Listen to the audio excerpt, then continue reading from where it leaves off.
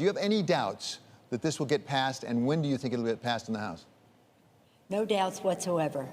Tomorrow morning, last night, our distinguished Majority Leader, Mr. Hoyer, gave notice to members when the Senate bill passed that we would be coming to the floor on Friday morning. We have to give 24 hours notice of bringing a bill to the floor. And so that will be Friday morning, and it will be a lively, a wonderful debate. We're very proud of the legislation. We'll have a strong bipartisan vote, and hopefully by noon we'll be finished. That will only depend on how carefully we have to come in small numbers to the floor of the House to vote. But our debate will be finished, and we're very proud of it. We're very proud of the legislation because we believe that many elements of the House Democratic bill were contained in the Senate bill.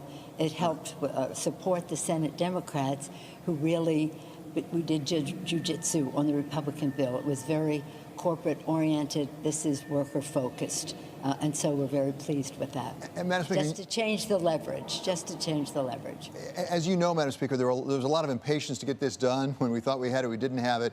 But it was held up for some of those issues that you're talking about that makes you prouder than you otherwise would have been. What's the most number one thing or two things that really you think improved because of the delay of a couple of days?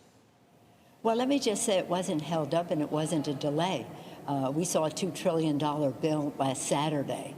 This is the legislative process. We have to see what it is and see how we can weigh in to get a compromise that works for the American people.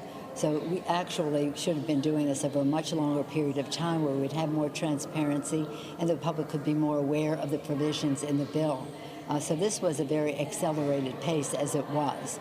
But what we needed to do was to change it from corporate trickle down to worker bubble up.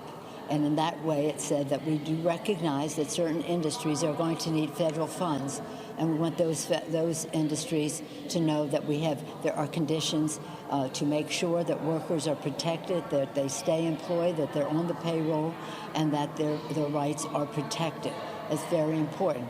Strong infusion of funds for small business. We're very excited about that, and that is for the first time some grants in small business administration, and that process facilitated greatly to aid small businesses, which are, as you know, the lifeblood of our economy, the job creators, the wealth creators, so very, very important.